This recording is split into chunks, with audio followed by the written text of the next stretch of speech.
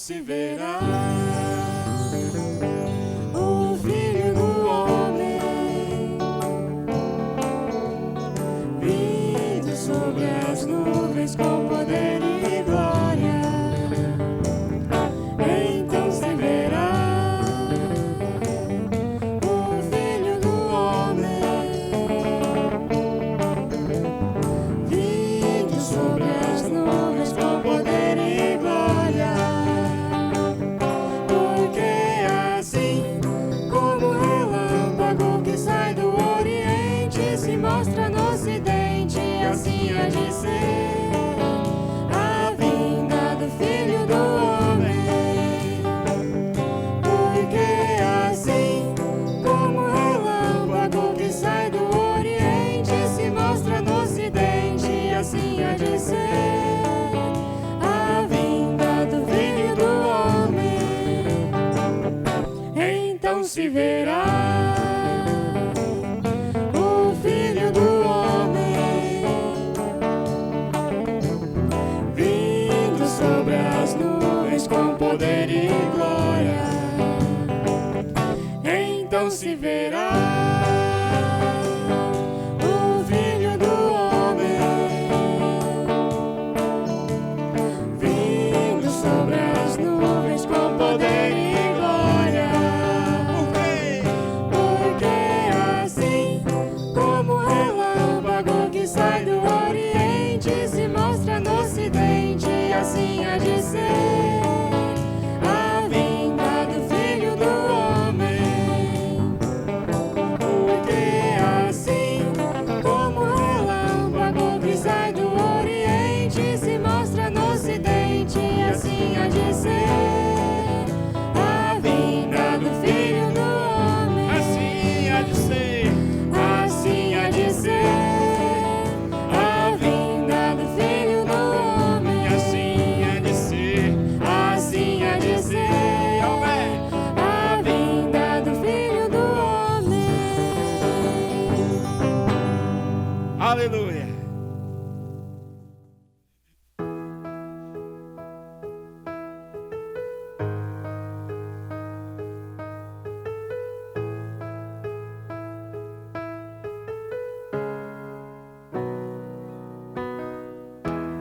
Não se turbe o vosso coração, crede em Deus e também em mim. Na casa de meu pai há muitas moradas. Se não fosse assim eu não teria dito, vou preparar-vos um lugar. Eu virei e vos levarei para mim mesmo. Vós conheceis o caminho para onde eu vou. Eu sou o caminho, a verdade e a vida. Ninguém vem ao Pai a não ser por mim. Em verdade eu vos digo, porque eu vou para o Pai. Mas aquele que crê em mim, obras maiores fará.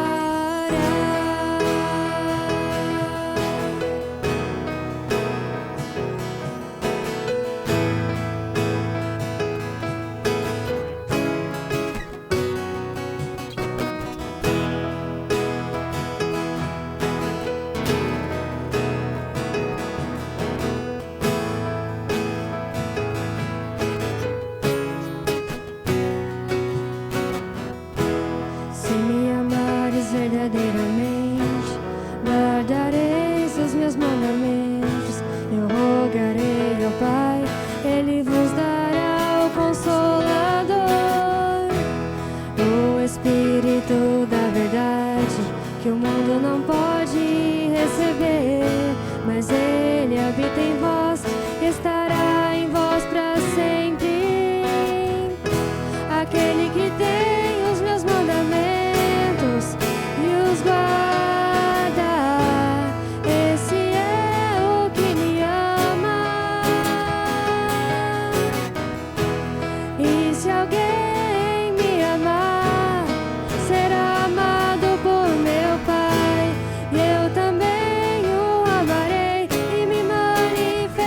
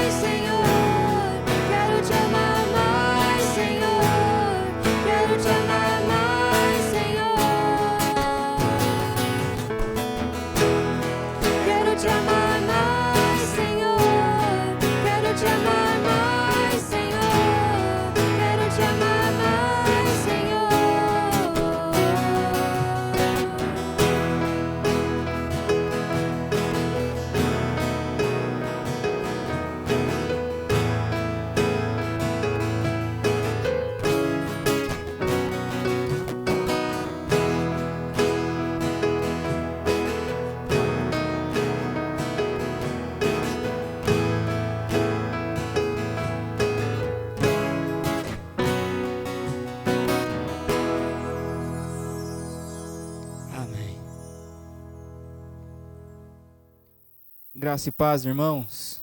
Hoje, terça-feira, mais uma vez estamos juntos para meditar na palavra do Senhor. E mesmo ainda na modalidade online, nós podemos juntos estar extraindo as verdades bíblicas do Evangelho de João. E nesta noite, nós vamos dar continuidade às nossas exposições e começaremos então o capítulo de número 14. Se você ainda não está com a sua Bíblia em mãos, você pode pegar a sua Bíblia e nos acompanhar então nesta leitura. Mas antes de nós entrarmos na mensagem, eu gostaria de ter uma palavra com você nesta noite. Querido Deus, é no nome de Jesus que nós nos colocamos na sua presença. Te agradecemos pela tua misericórdia, pela sua bondade. Te agradecemos, ó Deus, porque o Senhor nos dá liberdade de entrar na tua presença e nos dá liberdade de estar meditando nessas ricas escrituras, palavras que saltam aos nossos olhos, que vêm à nossa mente e ao nosso coração e nos ensina lições tão preciosas. Obrigado, Senhor, por esse privilégio que o Senhor nos dá no nome de Jesus. Amém. Hoje, como já disse, Evangelho de João, capítulo de número 14, e com a ajuda do Espírito Santo eu quero meditar com a igreja sobre um assunto que entendo ser de extrema relevância para todo aquele cristão, para todo aquele que teve uma experiência com Jesus, todo aquele que um dia já nasceu de novo. Infelizmente, entendemos que muitas igrejas ou denominações acabam falando muito pouco da temática desta noite. Falam muito pouco sobre uma promessa ou a promessa que ainda falta se cumprir na minha vida, na sua vida, na vida da igreja, que é, então, a segunda vinda de Jesus. E com muita urgência e muito peso no meu coração sobre esse assunto e com muito temor, quero então estar discorrendo sobre este evangelho nesta noite. E, antes de mais nada, nós vamos passar um vídeo para vocês e a partir deste vídeo nós vamos retornar e retomaremos a mensagem com você, ok?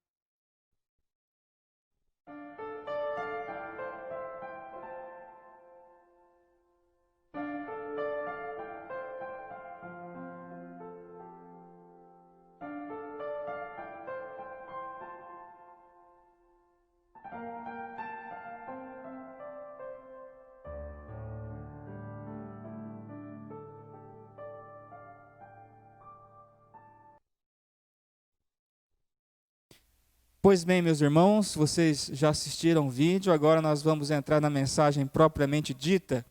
E a primeira lição que nós podemos aprender está lá em João capítulo 14, versículo 1 e 2, e 5 e 6. E diz assim: não se turbe o vosso coração, credes em Deus, crede também em mim. Na casa do meu pai há muitas moradas, se não fosse assim, eu vos teria dito, vos preparar-vos lugar. Lá no 5. Disse-lhe Tomé: Senhor, não sabemos para onde vais e como podemos saber o caminho? Respondeu-lhe Jesus: eu sou o caminho e a verdade e a vida, ninguém vem ao Pai senão por mim. Jesus aqui está vivendo os seus últimos momentos com os seus discípulos, na ocasião em que ele seria entregue como libação, entregue como um cordeiro na mão dos judeus, para que ele pudesse ser a expiação dos nossos pecados, pudesse abrir um caminho chamado salvação, pudesse então cumprir a vontade do Pai enquanto esteve aqui nesta terra. E nós percebemos que quando Jesus falar então aos discípulos, os discípulos estavam com uma certa dificuldade de entender aquilo que Jesus estava predindo. Porque os mistérios de Deus, quando nós queremos entendê-los a partir da nossa mente humana, muitas vezes nós vamos estar limitados cognitivamente para decifrar aquilo que a palavra do Senhor quer nos ensinar.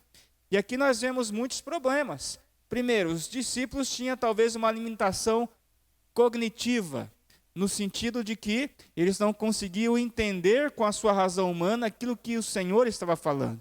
Nós vemos aqui uma outra dificuldade, que os discípulos também tinham um problema cultural, porque eles esperavam um Messias totalmente diferente daqueles que eles seguiam, daqueles que eles eram discípulos. Então, tudo o que foi implantado na mente deles, no cunho religioso, a expectativa de um Messias, o perfil desse Messias, Jesus veio quebrar todo esse paradigma, todo esse modelo que a cultura judaica impôs sobre a mente deles. E quando eles então ouviam falar que Jesus morreria, que ele ressuscitaria, que ele iria para o céu para prover morada para os seus, tudo isso gerava uma grande confusão mental na vida dos discípulos que andavam com Jesus. Penso eu também que esse assunto pode gerar confusão mental na vida de muitos até hoje. Porque quando nós falamos de assuntos que envolvem a morte, assuntos que envolvem a espiritualidade, gera muita curiosidade e, ao mesmo tempo, muito medo. E aqui nós vemos algo interessante no início desta exposição. Nós percebemos que os discípulos estavam olhando como se eles não soubessem para onde estavam indo, mesmo caminhando com Jesus. E isso é fato até hoje dentro da igreja. Tem muita gente caminhando com Jesus já há muito tempo. Tem muita gente dentro das igrejas, engrossando as fileiras das membresias da igreja, mas quando se fala sobre salvação e para onde eles estão indo, ainda o seu coração titubeia. Ele não consegue, então, ali ter essa certeza, essa convicção sobre para onde ele está indo.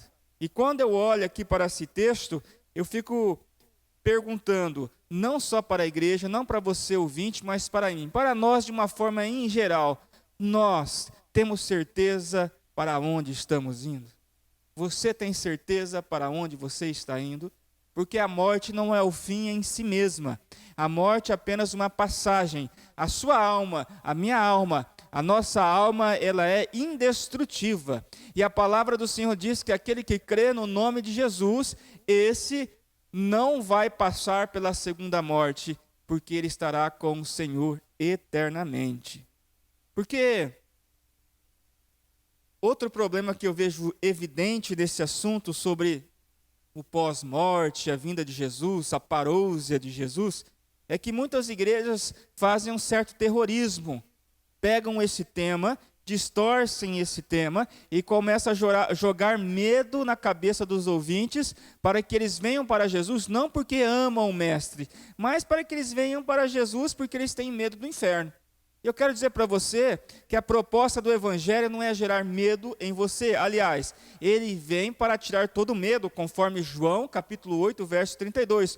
Conhecerei-vos a verdade vos libertará.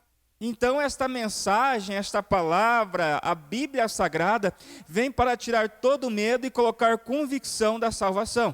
Talvez você aí do outro lado possa estar pensando, pastor, mas essa questão de salvação, ela não é muito pretensiosa, isso não cabe a Deus? Olha, coube a Deus fazer o sacrifício, coube a Deus dar a oportunidade para os seus eleitos, mas entenda, a salvação não é pela força do meu braço, não é pelas minhas escolhas pessoais, mas é pela vontade do nosso Senhor Jesus Cristo, porque ela não tem mérito algum, tudo foi feito pelo Senhor Jesus. No Evangelho capítulo de número 14, o Evangelho de João, versículo 3, diz o seguinte: E se eu for e vos preparar lugar, virei outra vez e vos tomarei para mim mesmo, para onde eu estiver, estejais vós também.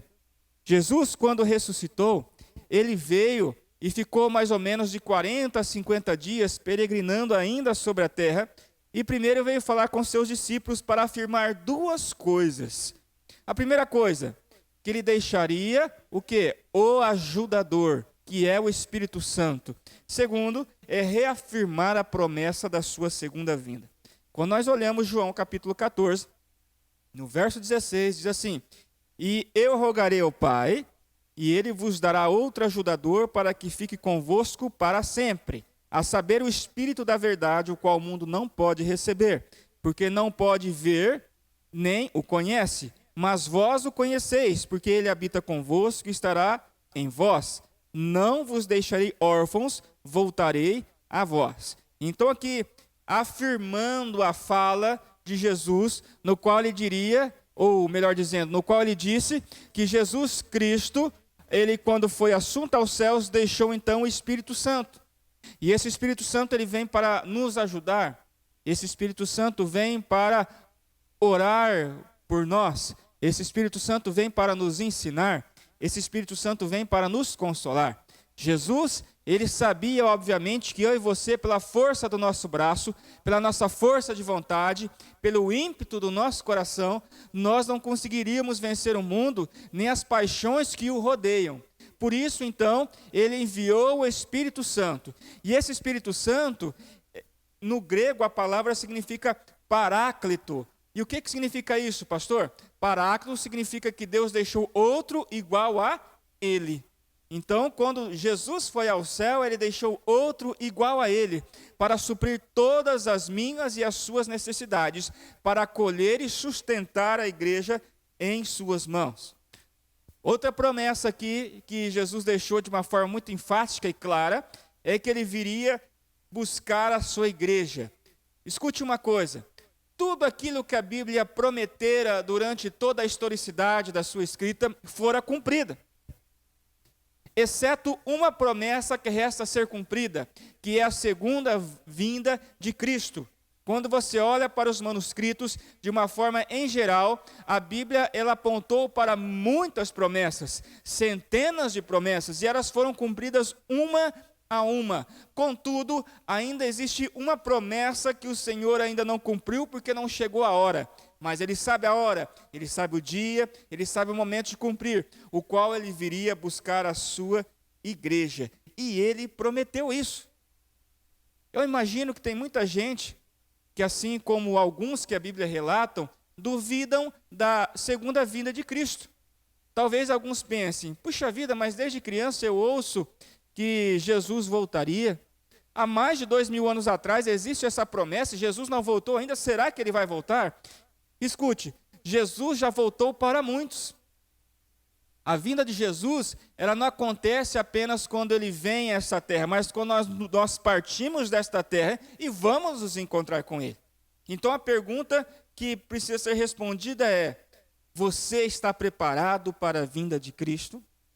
Escute uma coisa, os sinais estão se cumprindo a cada dia.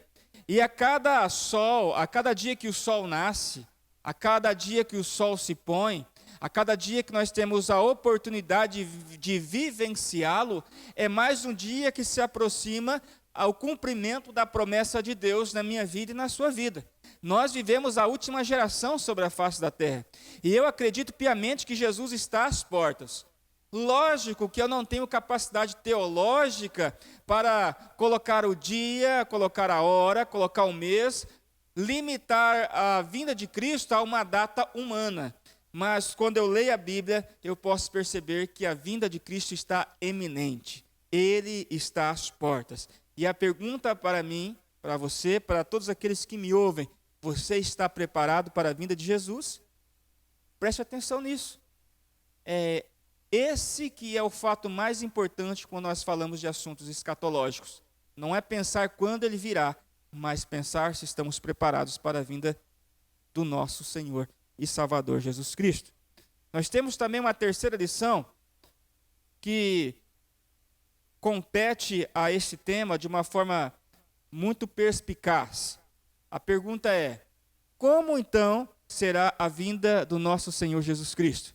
Mateus capítulo 24, verso 27 diz assim: porque assim como um relâmpago que sai do Oriente e se mostra até o Ocidente, assim também será a vinda do Filho do Homem.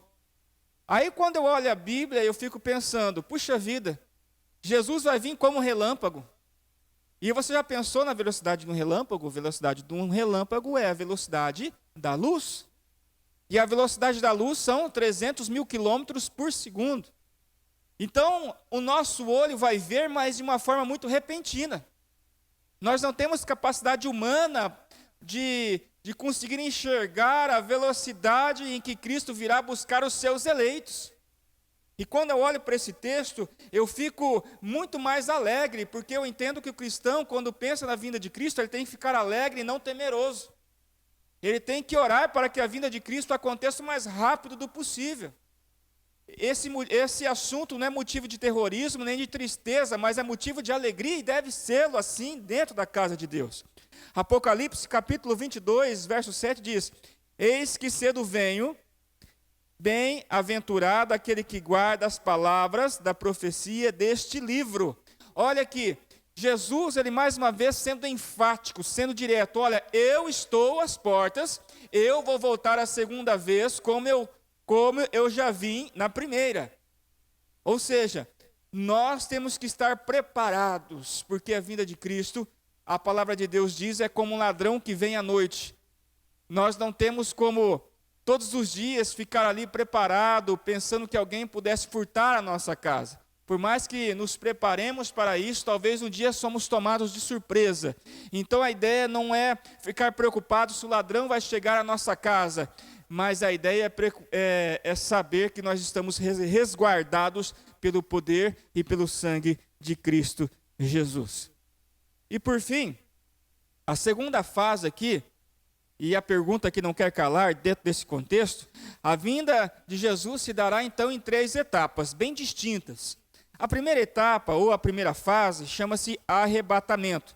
1 Coríntios, capítulo 15, verso 52 diz: No momento, no abrir e fechar de olhos, ao som da trombeta, ou da última trombeta, porque a trombeta soará e os mortos serão ressuscitados incorruptíveis, e nós seremos transformados. Escute uma coisa. A alma do ser humano é indestrutível. Não importa se um ateu morreu, não importa se um cristão morreu, não importa se um budista morreu, não importa. Todos eles vão ressurgir. Porque a palavra do Senhor diz lá em Daniel, capítulo 12, que os mortos ressuscitarão primeiro. Aquele que talvez foi lançado ao mar, aquele que talvez pisou em uma mina e foi ali dilacerado, não importa como ele partiu desta vida, se foi cremado, não importa. Ele vai ressurgir e vai ganhar um corpo glorificado. Se assim, esse corpo místico for para a glória. Se não, esse corpo que simboliza de uma forma muito grosseira, mas simplista, simboliza a alma do cidadão, e esse corpo vai para o inferno. Mas, sobretudo, quando nós ressuscitarmos nesse corpo, nós seremos julgados por aquilo que fizemos. Todos nós, reis, sacerdotes, pessoas simples, todas serão julgados. A vinda de Jesus se dará em 3 fases bem distintas, ou 3 etapas. A primeira fase fala sobre o arrebatamento. Lógico que nós não vamos falar aqui sobre os atribulacionistas, sobre os pós-amilenistas, os amilenistas, nós vamos falar sobre esse assunto. Nós vamos falar sobre o arrebatamento, que é uma verdade absoluta para a vida tanto dos crentes como os dos não crentes. Pense comigo. A palavra em 1 Coríntios capítulo 15, verso 52 diz: No momento, no abrir e fechar dos olhos, ao som da última trombeta, porque a trombeta soará e os mortos serão ressuscitados incorruptíveis, e nós seremos transformados. Escute uma coisa, a alma do ser humano é indestrutível. Não importa se a pessoa morreu numa situação de ateísmo, não importa se ela é budista, não importa se é cristão. O que significa esta palavra? Que todos eles serão o quê? Voltarão ali desse sono profundo, desse estado, entre aspas, de sono da alma, e voltarão para serem julgados. Eu e você seremos julgados. Os reis desta terra serão julgados. As pessoas mais simples desta terra serão julgados. Os políticos serão julgados. Os pastores serão julgados. Os sacerdotes serão julgados. E aqui todos vão voltar para enfrentar então o tribunal de Cristo. Mas primeiro, olha lá o que está escrito em 1 Tessalonicenses, capítulo 4, versículo 6. Porque o Senhor mesmo descerá do céu com grande brado, a voz do arcanjo, ao som da trombeta de Deus, e os que morreram em Cristo ressuscitarão primeiro. Então a questão aqui do arrebatamento, lógico, todos voltarão para serem julgados, mas aqueles que estão em Cristo, que morreram em Cristo, eles ressuscitarão primeiro. Jesus os tomará primeiro em suas mãos. Pastor, o cristão vai passar pelo julgamento? Sim, ele vai passar pelo julgamento. Mas agora com cunho diferente. Uns passarão o julgamento para serem condenados e lançados no inferno, no lago que arde com fogo e enxofre. Esses vão ficar ali a eternidade no sofrimento com Satanás, mas outros ressuscitarão e vão receber o galardão de Cristo e estarão com o Senhor eternamente, com o seu corpo glorificado. A segunda fase é o tribunal de Cristo, o grande tribunal do trono branco. 2 Coríntios capítulo 5, verso 10 diz assim: porque é necessário que todos nós sejamos manifestos diante do tribunal de Cristo, para que cada um receba o que fez por meio do corpo, segundo o que praticou o bem e o mal. Aqui, mais uma vez, nós percebemos que esse texto aqui está reafirmando a ideia da primeira fase, o qual eu falei há pouco, que todos ressuscitarão, mas os cristãos, aqueles que morreram no Senhor, os seus eleitos ressuscitarão primeiro. Todos enfrentarão o tribunal, uns para a condenação eterna, outros pela absolvição eterna através do sangue de Cristo. É assim, é dessa forma que vai acontecer. 1 Coríntios capítulo 3, verso 13 diz assim: a obra de cada um se manifestará, pois aquele dia a demonstrará, porque será revelado pelo fogo, e o fogo provará qual seja a obra de cada um. Aqui, o apóstolo Paulo está falando de algo interessante. Ele está falando que a obra, ela passa pelo fogo. Se tiver valor, esta obra vai gerar, então, galardão. Se não, ela vai queimar como palha. A terceira fase aqui, dentro da proposta do arrebatamento, dentro da proposta da segunda vinda de Cristo, dentro da proposta do grande julgamento, é a batalha do Armagedon. Mateus capítulo 24, verso 29 diz assim: logo depois da tribulação daqueles dias, escurecerá o sol e a lua não dará a sua luz, as estrelas cairão do céu e os poderes do céu serão abalados. Então aparecerá no céu o sinal do Filho do Homem, e todas as tribos da terra se lamentarão, e verão vir o Filho do Homem sobre as nuvens do céu com poder e grande glória. E ele enviará os seus anjos com grande clamor de trombeta, os quais lhes ajuntarão os escolhidos desde dos quatro ventos, de uma a outra extremidade do céu. Bom, o que significa a batalha do Armagedon? É a batalha que vai acontecer lá no Monte Megido. Armagedon significa Monte Megido, situado no vale de Jezreel, cidade de Issacar, hoje lá no Oriente Médio. Bom, essa batalha vai acontecer não porque vai medir a força de Deus ou do diabo, ou a força do anticristo e de Jesus, porque Jesus já é mais que vencedor. O diabo já foi derrotado, mas isso é para que se cumpra a palavra. Olha o que diz lá em Apocalipse, capítulo 19, versículo 11. Diz assim: e vi o céu aberto, e eis que um cavalo branco, e o que estava montado nele chama-se Fiel e Verdadeiro, e julga a peleja com justiça. Os seus olhos eram como chamas de fogo, sobre a sua cabeça haverá muitos diademas, e tinha um nome escrito, que ninguém sabia senão ele mesmo. Estava vestido de um manto salpicado de sangue, e o nome pelo qual se chamava é o Verbo de Deus. Aqui no versículo 19 diz: e vi a besta e os reis da terra e os seus exércitos reunidos para fazerem guerra àquele que estava montado no cavalo e ao seu exército. E a besta foi presa, Satanás, e com ele os falsos profetas que fizeram diante dele os sinais, com que enganou os que receberam o sinal da besta e os que o adoravam a sua imagem. Esses foram lançados vivos no lago de fogo que ardem com enxofre. Veja, a batalha do Armagedon vem primeiro o quê? A figura do anticristo. Essa figura do anticristo vai ser alguém poderoso que vai surgir como um líder mundial, que vai reunir as potências mundiais para tentar lutar contra Jesus Cristo. Mas aqui a palavra de Deus diz que Jesus virá montado em um cavalo branco e na sua coxa direita vai estar escrito Rei dos Reis e Senhor dos Senhores, e ele virá com miríades de anjos, e ele então vai estraçalhar com todo o exército do Satanás e do anticristo. E aqui ele vai estabelecer um reinado nesta terra, vai pegar Satanás e lançá-lo por 1000 anos no inferno, onde é o seu lugar. E ali então será inaugurado o inferno com as suas hostes, com todos aqueles que negaram e não confessaram Jesus Cristo como seu único e suficiente Salvador. Bem, eu fiz um resumo aqui de como esses acontecimentos vão se discorrer ao longo de uma história que acredito que não vai demorar muito tempo para acontecer. Não posso datá-la porque eu não tenho capacidade para datá-la, mas posso afirmar pela Bíblia. Pelas promessas que já foram cumpridas, resta esta para ser cumprida. E eu acredito que ela está eminente, está batendo na nossa porta. E o que eu peço para você, o que eu peço para a igreja, o que me traz reflexão nesta noite, é que eu e você estejamos preparados para a vinda de Cristo Jesus. Não tenha medo disso. Não tenha medo de como vai acontecer. Não tenha medo como vai acontecer, mas tema ao Senhor. Guarde o seu coração no Senhor. Se prepare com a sua alma, porque Jesus vai vir buscar os seus eleitos. E que Ele possa achar em mim e em você e na sua igreja os eleitos, os salvos, os remidos, a igreja, a noiva do Senhor em que Ele virá buscar. Vamos orar. Deus, obrigado por esta palavra.